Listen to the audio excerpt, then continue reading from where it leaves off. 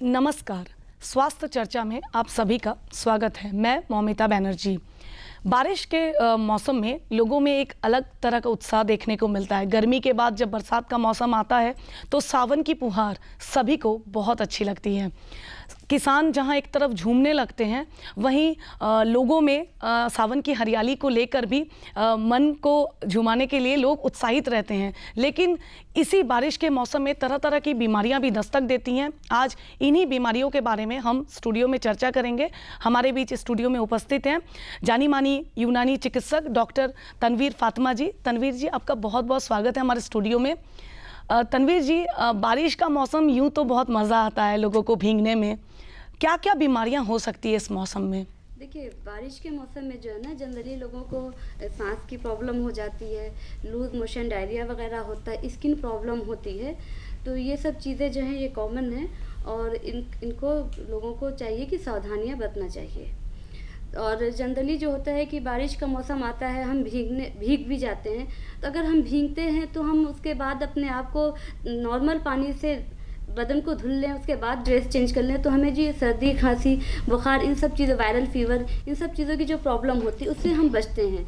बहुत लोग क्या करते हैं, बारिश से भीगे अपने सर को टॉवेल से पोंछ लेते हैं और छोड़ देते हैं। नहीं, सर को पानी से आप धुल लीजिए ताकि वो जो बारिश का पानी है वो आपके जिस्म से हट जाए, तो उससे आप बीमारियों से बचते हैं। मतलब बारिश के पानी में बीमारियां आ सकती है बारिश के पानी से। अच्छा, ये जो बीमारी होती है बारिश के दिनों में ज़्यादातर सुनने को मिलता है मलेरिया, टाइफाइड और चिकनगुनिया। कैसे एक टेस्ट होने के बाद पता चलता है कि बीमार है कोई पेशेंट, पर सावधानी कैसे कोई पेशेंट बरते ताकि ये सब बीमारियां दस्तक ही ना दे? देखिए, जब कोई भी मौसम चेंज होता है तो मौसम चेंज होता है तो आपकी बॉडी जो है उस मौसम के लिए तैयार होनी चाहिए। ठीक है, तो उसको तैयार करने के लिए हमें अपना जो खान पान है ना उसको थोड़ा चेंज कर देना चाहिए मौसम के अकॉर्डिंग। जैसे गर्मी, ठंडक आती है तो हम गर्म चीज़ खाते हैं, गर्मी आती है तो हम ठंडी चीज़ खाते हैं। उसी तरह से जो बरसात है उसमें हमें ऐसी चीज़ों का सेवन करना चाहिए जो हमारी इम्यून पावर को बढ़ा दे। क्योंकि जो सूखी धरती होती है, जब उस पर बारिश का पानी पड़ता है तो वहाँ से पेड़ पौधे निकलते हैं। यही हमारा शरीर भी है कि नमी हमारे बॉडी में ज़्यादा हो जाती है और नमी होने की वजह से जो भी बैक्टीरिया है या वायरस है जो इनएक्टिव होते हैं वो एक्टिव हो जाते हैं। तो उसको किल करने के लिए हमारे बॉडी का जो इम्यून पावर है वो अगर स्ट्रांग होगा तो वहीं पे उसको किल कर देगा और फिर हमें कोई बीमारियां नहीं होंगी। लेकिन हम अपने खान पान पे ध्यान नहीं देते हैं, उसको चेंज नहीं करते हैं। अब हम कोल्ड ड्रिंक पी रहे हैं, हम बाहर की चीज़ें खा रहे हैं, ठेले की चीज़ें या जो भी चीज़ बिना ढके हुए,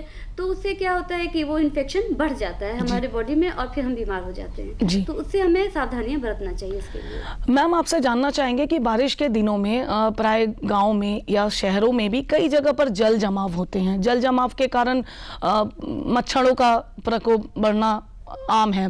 तो किस तरह से जो लोग हैं, हमारे जो जनता हैं, किस तरह से खुद को सावधान रहें ताकि ये मलेरिया जो सबसे ज़्यादा होने वाली बीमारी है, कैसे सावधान रहे मलेरिया से? देखिए, जब बारिश का मौसम आता है तो हमें ध्यान देना चाहिए। उसके पहले हमें नाली और नाले वगैरह की सफाई कर लेना चाहिए। कुएं को भी हमें साफ़ कर लेना चाहिए।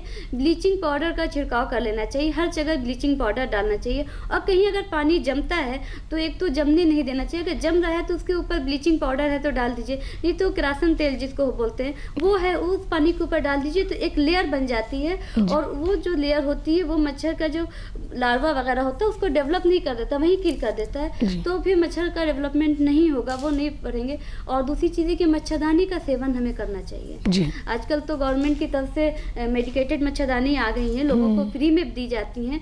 तो हम तो लोगों से यही बोलेंगे कि आप उस मच्छरदानी का सेवन करें और उसका लाभ उठाएं और इन बीमारियों से बचें। जी, अभी तो सरकार की तरफ से मच्छरों को मारने के लिए तरह तरह के जो धुआं है वो भी दिया जा रहा है जिससे लोग थोड़ा अच्छे से रह सके। मच्छरदानी भी दिया जा रहा है, कंबल भी बांटे जा रहे हैं बहुत जगह पे ताकि लोगों को प्रॉब्लम ना हो। किस तरह से एक आम व्यक्ति खुद को इन सब संक्रमणों से दूर रख सकता है? देखिए, अपने आसपास के माहौल को साफ करेगा, उसके प्रति उसको सजग होना पड़ेगा। ये लोग जो हैं जब बीमारी हो जाती है तब लोग डॉक्टर को ढूंढते हैं, डॉक्टर के पास जाने की कोशिश करते हैं। लेकिन जब गवर्नमेंट की जो ये सारी जो एक स्कीम है या एक प्लानिंग चल रही है, ये एक प्रोग्राम चल रहा है, उस प्रोग्राम को लोग अपने ऊपर अप्लाई नहीं करते हैं। जी। तो हम जनता से यही बोलेंगे कि जो चीज़ें हैं वो आपके फ़ायदे के लिए हैं। अगर मच्छरदानी दी जा रही है तो उसको आप लगाइए। डीडीटी का छिड़काव है तो आप सहयोग कीजिए लोग उन कर्मचारियों का, और करवाइए। आप बताइए कि नहीं मेरे इधर में इतना पानी है, वहाँ पे आप कीजिए।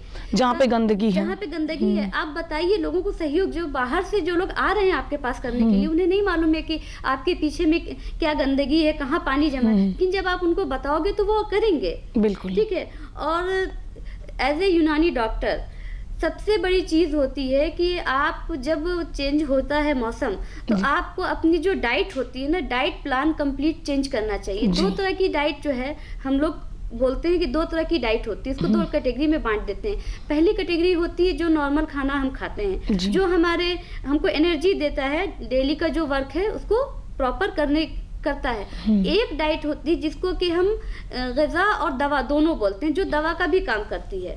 ठीक है। तो उस तरह की ग़िज़ा या डाइट को हमें अपने खान पान में शामिल कर लेना चाहिए। जैसे कि तुलसी और अदरक की चाय है, जो बरसात का मौसम आता है तो हमें उसका सेवन बढ़ा देना चाहिए। हमें कोल्ड ड्रिंक वगैरह को अवॉइड करना चाहिए। जो फल हैं, फल प्रायः सुबह में बासी पेट नहीं खाना चाहिए, इसलिए कि फल में नमी होती है। अच्छा। और ऑलरेडी हमारे एटमॉस्फेयर में पानी की नमी है, उससे क्या होता है कि इन्फेक्शन ज़्यादा होता है, इंडाइजेशन की प्रॉब्लम होती है।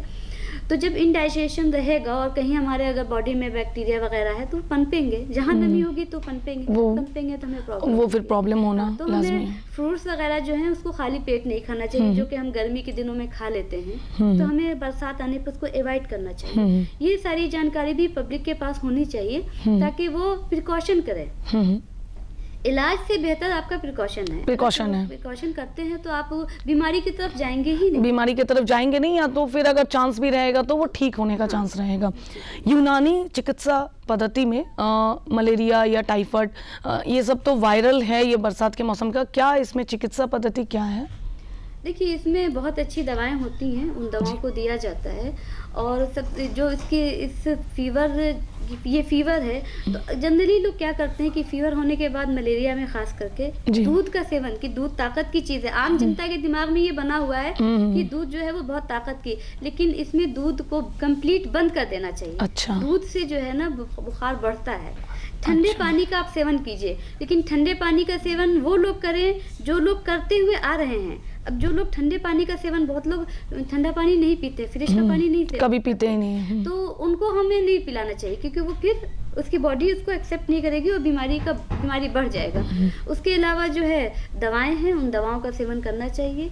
और ग़िज़ा जो है, खाना जो है हल्का खाना चाहिए ताकि वो डाइजेस्ट हो जाए और आपको उससे ताकत मिले। ऐसी ग़िज़ा नहीं खाइए कि पूरे बॉडी को जो है उसको हजम करने के लिए ताकत लगा देना पड़े, फिर आपके अंदर और वीकनेस आ जाए। इसलिए हम बोलते हैं पेशेंट को कि चपाती है, पतला शोरबा, किसी भी चीज़ का शोरबा जो होता है वो पतला, उसको दीजिए तो वो जल्दी हजम होती है। अच्छा। चीज़ तो जल्दी हजम होने वाली या इजी डाइजेस्ट होने वाली चीज़ों को खाना चाहिए, जिससे कि हमें एनर्जी मिले। और जब एनर्जी मिलेगी और मेडिसिन लेंगे हम तो हम जल्दी तो ऑटोमेटिक वो ठीक होने लगेंगे पेशेंट। मैडम, बात करना चाहेंगे आपसे डायरिया के बारे में। डायरिया ऐसी बीमारी है जो बच्चों को भी होती है, बड़ों को भी होती है। प्राय जो युवा हैं वो कहीं कॉलेज जा रहे हैं या बाहर जा रहे हैं तो बिना ढके हुए चीज़ों को खा लेते हैं या बाहर का पानी पी लेते हैं। बच्चे जो हैं वो खेलते खेलते कुछ भी उठा के मुंह में खा लेते हैं। तो डायरिया क्या बीमारी है और इसका क्या रोकथाम है? देखिए, डायरिया तो एक इन्फेक्शन डिसीज़ है, तो इसमें यही है कि हमको प्रिकॉशन ही करना है। ठीक है, इन सब चीज़ों से परहेज़ कीजिए। जब आप जान रहे हैं कि हमको ये खाने से प्रॉब्लम हो रही है तो हम कुछ सूखी चीज़ घर से लेके चले खाने के लिए, अपना पानी साथ में लेके चले। अगर फिर भी हमें इमरजेंसी है तो जैसे हमने बताया कि सबसे मेन चीज़ होती है कि बरसात आने से पहले हम अपनी बॉडी को तैयार कर लें कि वो बीमारी से लड़ सके। बिल्कुल। तो उसके लिए हमें है कि हम इम्यून बूस्टर जो भी चीज़ें हैं, विटामिन सी है उसका यूज़ करें, या जो जितनी भी जैसे कि जड़ी बूटियों में, जैसे ये आम बात करेंगे आप तो तुलसी है या पुदीना है, ये अदरक है, ये सब चीज़ें जो होती है ना आपके इम्यून को बढ़ाती हैं इम्यून पावर को। इन सब चीज़ों का हमें सेवन करना चाहिए। मुझे लगता है कि जो लोग इन सब चीज़ों का सेवन करते हैं प्रॉपर, तो उनको ये सब चीज़ें नहीं होती हैं, या होंगी भी तो उतना इफेक्ट नहीं डालती हैं। और इन सब चीज़ों का सेवन नहीं करने से, या जो हम गर्मी में जिस तरह से खान पान कर रहे हैं, बरसात में भी उसी तरह से करने लगते हैं, तो हम ज़्यादा चपेटे में आते हैं इन सब चीज़ों से। तो हमें सबसे पहले तो अपनी लाइफ स्टाइल को ही चेंज कर देना चाहिए। बरसात में आने के बाद खान पान ही चेंज कर देना चाहिए, कि खान पान चेंज कर देंगे तो हमें उतना प्रॉब्लम होगा ही नहीं। जी। और जो चीज़ें आप बता रही हैं वो ऐसी चीज़ें हैं जो बहुत ज़्यादा कॉस्टली भी नहीं है, और हमारे रोज़मर्रा के किचन में भी वो रहता ही है। जैसे अदरक हो गया, या फिर लौंग, तुलसी पत्ते, हर किसी के घर में ये उपलब्ध होते हैं। और किन किन चीज़ों का लोग उपयोग कर सकते हैं, जैसे घर में रखे हुए जो चीज़ें हैं, जैसे हमारा जो ये प्रोग्राम है वो गांव की महिलाएं भी देख रही हैं, तो क्या क्या चीज़ घर में रखे हुए चीज़ों का इस्तेमाल किया जा सकता है? जैसे खान पान में है कि हम सारी खाते हैं, उसमें पुदीने की चटनी हम इस्तेमाल करें ज़्यादा, तो पुदीना क्या होता है कि हमारे बॉडी में जाएगा तो डाइजेशन को प्रॉपर ठीक करेगा और इजी कर देता है डाइजेशन को। उसके अलावा हम जो खान पान करते हैं उसमें मिर्च मसाला, बरसात के दिन में तेल मिर्च मसाला को हमें अवॉइड ही करना चाहिए। पूरी है या इस तरह की जो चीज़ें होती हैं, बहुत ज़्यादा ऑयली जो चीज़ें, ऑयली चीज़ें को हम बरसात में अवॉइड कर दें। या मीट मछली ये सब, वैसे भी देखिए सावन है अभी, तो सावन में आपको वैसे भी बहुत कम बीमारियां जो है, इस तरह की बीमारियां हम लोग देखते हैं कि सावन के महीने में कम हो जाता है। उसका रीज़न क्या है? नॉनवेज लोग खाना छोड़ देते हैं। तो इस चीज़ को हमें समझना चाहिए और आम जनता को भी ये बताना चाहिए कि ये एक बहुत बड़ा एग्जाम्पल है कि सावन के मंथ में हम लोग सब चीज़ों को बंद करते हैं तो हम बहुत हद तक हेल्दी हो जाते हैं। तो हमें बरसात में इन सब चीज़ों का सेवन बंद कर दें, अगर नहीं बंद कर सकते हैं तो कम कर दें, है ना, क्योंकि कभी कुछ ओकेजन हो गया हमारे घर में तो हमें लेना है तो हम कम कर दें, तो कम क्वांटिटी में तो हम उससे सेहतमंद रहेंगे। बिल्कुल। मैम, जानना चाहेंगे और बात करना चाहेंगे स्किन डिजीज़ के बारे में। बरसात के मौसम में अक्सर लोगों में देखने को मिलता है कि स्किन में रैसेस हो रहे हैं, या फिर कहीं वो खुजली की समस्याएं हो रही हैं। ये क्यों होती है बारिश में भीगने के बाद?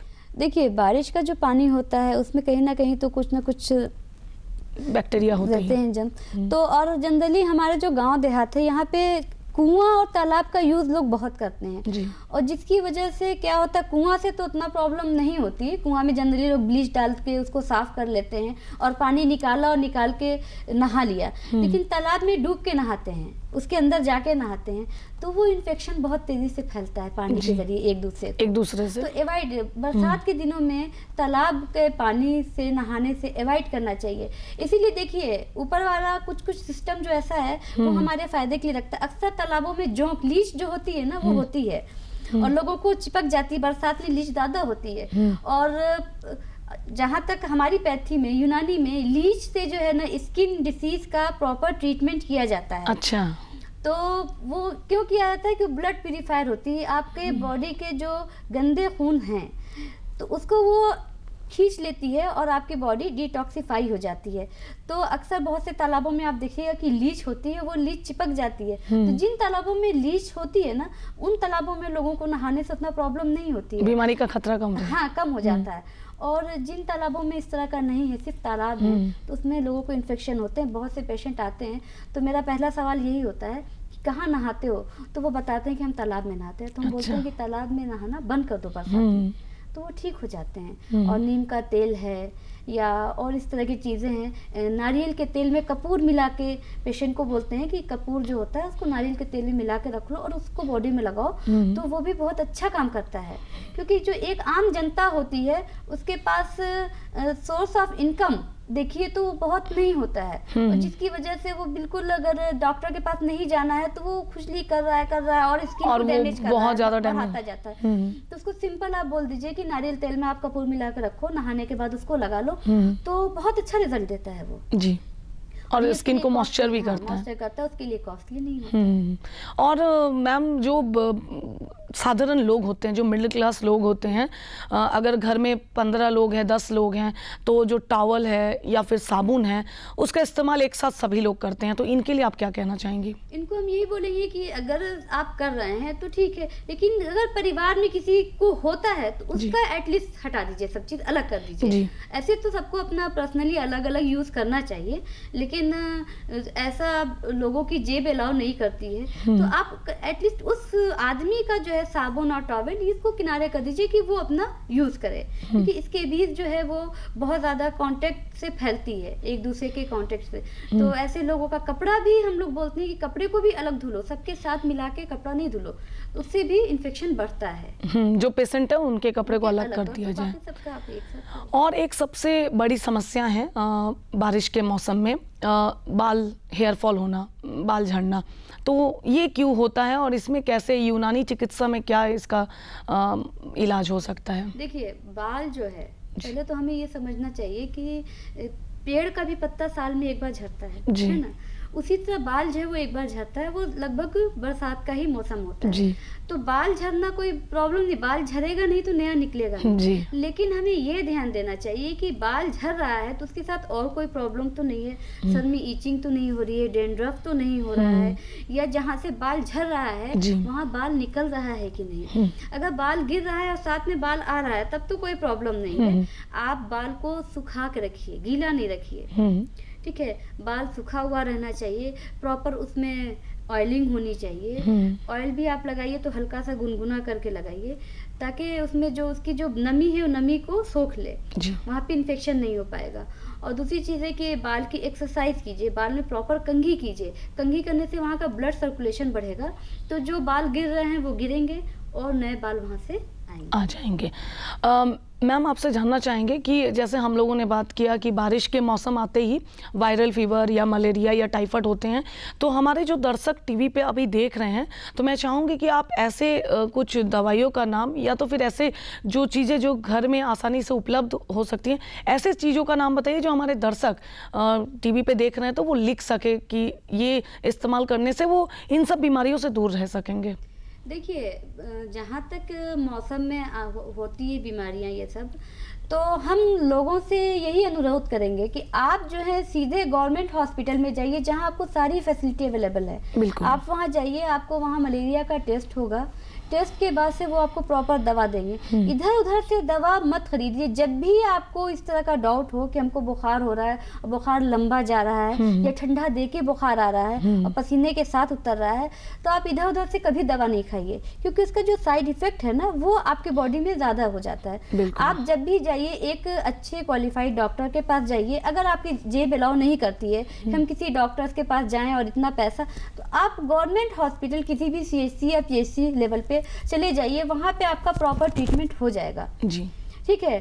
और इस चीज़ को आपको अवॉइड नहीं करना चाहिए। गवर्नमेंट जो है इस पे बहुत फोकस कर रही है और बहुत अच्छा इलाज करने की कोशिश कर रही है, और लोगों को बहुत फैसिलिटी, जो लोग जाते हैं उन लोगों का जो है इलाज प्रॉपर होता है, और जो लोग नहीं जाते हैं वो लोग इधर उधर से दवा खरीद के, या गांव में जो लोग होते हैं जिन लोगों ने थोड़ा सा अपना देख लिया सीख लिया और उनसे दवा लेते हैं, तो होता क्या है कि आपको मलेरिया नहीं भी है ना, आपको मलेरिया की दवा वो चला देते हैं, उससे और दूसरा बीमारी कॉम्प्लिकेशन पैदा हो जाते हैं। आपके पास टाइफाइड नहीं है लेकिन आपको टाइफाइड की वो दवा खा रहे हैं, तो ये चीज़ें, और इस तरह के पेशेंट हमारे पास ज़्यादा आते हैं, दवा खा के आते हैं वो, कि हम तो इतनी मतलब पहले से वो खुद का इलाज करना शुरू कर देते हैं, तो हम लोग फिर उसमें कॉम्प्लिकेशन होने के बाद से ट्रीटमेंट टफ हो जाता है और फिर पेशेंट ही झेलता है, आपकी बॉडी झेलेगी और फिर टाइम लग जाता है आपको ठीक होने में। बिल्कुल, बहुत ज़्यादा ज़रूरी है कि अगर इस तरह की कोई बीमारी आपको हो रही है या सिम्टम्स अगर आ रहे हैं तो आप प्रॉपर डॉक्टर से इलाज कराइए, उसके बाद टेस्ट कराइए, उसके बाद ये कंफर्म होगा कि आपको मलेरिया है या टाइफाइड है या फिर नॉर्मल सिंपल वायरल फीवर है। मैम, आपसे जानना चाहेंगे कि हमारे जो गांव की ग्रामीण महिलाएं हैं वो बरसात के मौसम में दूर दूर से पानी लाने जाती हैं और एग्रीकल्चर हमारे झारखंड में बहुत ज़्यादा होता है, जो धान रोपना इसी मौसम में होता है, तो जो गर्भवती महिलाएं होती हैं उनको इस मौसम में किस तरह से खुद को सावधान रखने की ज़रूरत है? देखिए, मेन तो पानी का उनको ध्यान देना चाहिए कि पानी जो वो इस्तेमाल करे वो साफ़ सुथरा हो। ज़रूरी नहीं है कि आप फिल्टर का ही पानी पिए, पानी को बॉयल करके भी पी सकती हैं। तो और पानी जो पी रही है उसको ढका हुआ, या आप अगर चापाकल का भी ताज़ा पानी पीती हैं तो उसमें भी कोई प्रॉब्लम नहीं है आपको। आप ताज़ा पानी निकालो और पी लो। तो और अगर आप खेत में काम कर रही हो प्रेगनेंसी के ड्यूरेशन में भी, तो आपको कोई ज़्यादा उससे प्रॉब्लम नहीं होने जा रही है, क्योंकि आपके बॉडी अगर की इम्यून पावर ठीक है तो आपको कुछ भी करने में कोई प्रॉब्लम नहीं आती है। प्रॉब्लम वहाँ आती है जब आपका इम्यून सिस्टम खराब है। अभी तो गवर्नमेंट की तरफ से कोविड की वजह से इम्यून पावर को डेवलप करने के लिए बहुत से मेडिसिन हैं, आयुष जो शानदे हैं, ये सारी चीज़ें आ गई हैं जो कि फ्री में अवेलेबल है लोगों को। तो लोगों को उसको लेके यूज़ करना चाहिए, जिससे कि उनका इम्यून पावर जो है वो स्ट्रांग हो जाए, तो वो इन सब चीज़ों से बचें।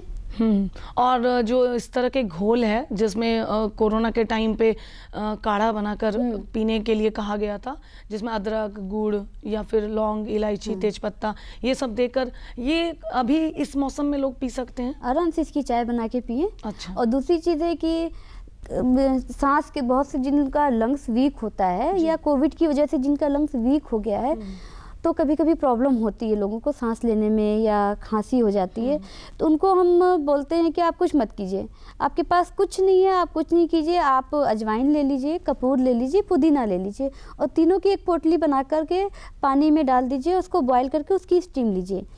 ये जो है आपके लंग्स को क्लियर करेगा, और आपको ये जो सांस फूलने की प्रॉब्लम हो रही है या खांसी हो रही है, खांसी आपकी नहीं रुक रही है, वो भी बहुत हद तक ठीक हो जाती है। या जिसको हलक में खराश है या खांसी की वजह से खसखसाहट हो रही, तो वो नॉर्मल गर्म पानी से गार्गिल कर लेते हैं, उनको उससे ठीक हो जाता है। लेकिन लोग जो हैं इन सब चीज़ों पे फोकस नहीं करके वो सीधे चाहते हैं कि हमको कब सिरप मिल जाए, हम कब सिरप पी लें और ठीक हो जाए।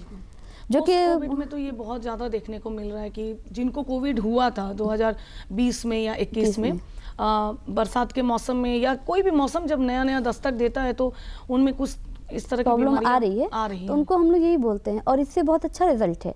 और ये सब चीज़ें जो हैं ये आम जनता को सस्ते उसमें जो है अवेलेबल हो जाती हैं, तो वो आराम से करें और सेहत स्वस्थ रहें, और अपने खुद को भी स्वस्थ रखें, अपने परिवार को भी स्वस्थ रखें। बिल्कुल। छोटे बच्चे जो होते हैं वो बारिश देखते ही जब वापस स्कूल से घर जाते हैं तो पानी में एकदम खेलने लगते, भीगने लगते हैं, तो बच्चों को सावधान कैसे रखा जा सकता है? क्योंकि पानी में खेलने से आप रोक नहीं सकते हैं, क्योंकि जब भी बारिश होती है छत पे वो खेलने चले जाते हैं, अक्सर हम लोग देखते हैं, तो कैसे उनको सावधान रखें? देखिए, उनको खेलने दीजिए जी। वो जो हमारा ये जो नेचर है, जिस एटमॉस्फेयर में हम रह रहे हैं, हमारी बॉडी को उसका दोस्त बनने दीजिए, दुश्मन नहीं बनने दीजिए। आप जितना रोकेंगे ना, आपका बॉडी उतना कमज़ोर होगा, आपके अपने एटमॉस्फेयर या अपने माहौल से दूरी हो जाएगी। तो मैं तो यही बोलूँगी कि बच्चा खेले, बरसात में खेलेगा तो वो उससे मानूस होगा, उसका दोस्त हो जाएगा, उसकी बॉडी जो है इम्यूनिटी पावर को डेवलप कर देगी, तो बच्चा बीमार नहीं पड़ेगा। बच्चे को खेलने दीजिए, लेकिन बच्चे को ये समझाइए कि दिन के टाइम में बेटा बारिश होती है तो तुम खेलो, शाम के टाइम में नहीं भीगो। और भीग गया है बच्चा तो फिर उसको नहला दीजिए, नहला के उसका कपड़ा चेंज कर दीजिए, उसके हाथ पैर में या बीसों नाखून में कड़वा तेल लगा दीजिए, उसके नाक में कड़वा तेल लगा दीजिए, उसके नाक के पास थोड़ा सा कड़वा तेल डाल दीजिए, रात में सोते वक्त उसको कुछ नहीं होगा। अभी सबसे ज़्यादा बच्चों में ही वायरल फीवर देखने को मिल रहा है, सीधा हाई फीवर हो जा रहा है। तो बच्चों को वायरल फीवर ना हो, उनके लिए जो माताएं हैं वो क्या इस्तेमाल कर सकती हैं? देखिए, जो छोटे बच्चे हैं, बिल्कुल छोटे हैं, जिनको माँ फीडिंग कराती है, तो उन बच्चों को तो माँ को चाहिए कि माँ ही ऐसी ग़िज़ा ले या ऐसा खाना खाए कि बच्चे के अंदर दूध के ज़रिए वो चीज़ जाए और बच्चे का इम्यून पावर डेवलप हो जाए। हाँ, और फिर बच्चों को एक हेल्दी माहौल में छोड़ना चाहिए, उनको थोड़ा नीचे भी छोड़ना चाहिए कि वो खेलें, ज़मीन का कांटेक्ट भी रहे उनके पास, वो थोड़ा सा गर्मी को भी बर्दाश्त करें, ताकि उनके अंदर, हम क्या करते हैं, बच्चों को बिल्कुल भी इन तमाम चीज़ों से रोक देते हैं। हमारे अंदर जो डेवलपमेंट है, इम्यून पावर जो डेवलप है, वो हमारे बच्चों के अंदर क्यों नहीं है? हमने ये सोचा नहीं, सोचा कभी। उसकी वजह ये है, हमने रोक दिया, हर चीज़ के लिए उनको रोक दिया है। वो नंगे पैर नहीं रहें, वो ज़मीन पर नहीं खेलें, वो हाथ जो है अपना, अगर ज़मीन में खेल रहे हैं तो उस हाथ को मुंह में नहीं ले जाएं।